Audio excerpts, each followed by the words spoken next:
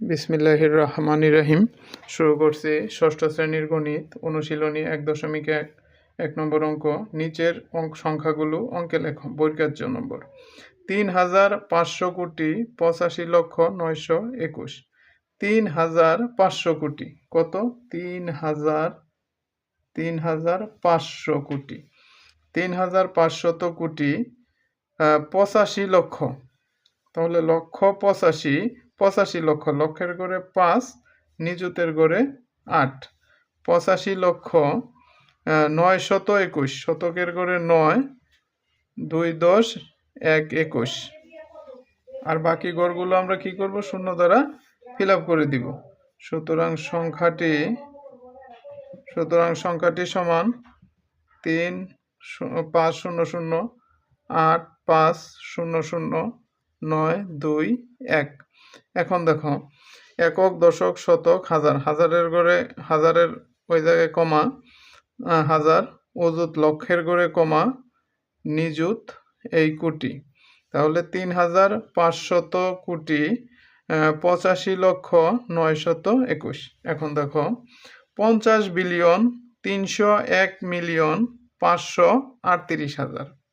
এখন এটা হইতেছে আন্তর্জাতিক গণনা পদ্ধতি। একক, দশক, শতক, হাজার, মিলিয়ন, হাজারের পর কি? মিলিয়ন এবং বিলিয়ন। এখন দেখো, মিলিয়ন এবং বিলিয়ন আমরা হাজার আমাদের কি করতে হবে? 3 ঘর করে নিতে হবে। এখন দেখো, 50 বিলিয়ন। তাহলে বিলিয়নের ঘরে আমরা কি লিখবো? এই 50 বিলিয়ন। 301 মিলিয়ন, এই মিলিয়নের ঘরে আমরা কি লিখবো? 301 মিলিয়ন।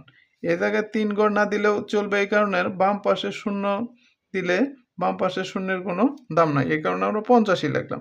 কিন্তু মিলিয়নের জায়গায় আমরা কি করলাম? 3 ঘরই লিখলাম। 301 মিলিয়ন যদি 301 মিলিয়ন 538,000, তা হাজারের ঘরে কত লিখবো আমরা? 538,000। আর বাকি ঘরগুলো আমরা কি করব? শূন্য দ্বারা ফিল আপ করে দিব। সুতরাং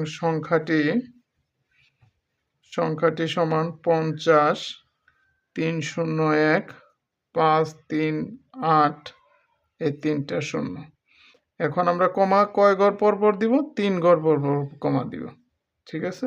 এইভাবে অতি সহজভাবে তোমরা ষষ্ঠ শ্রেণীর অঙ্কে লিখতে পারবে।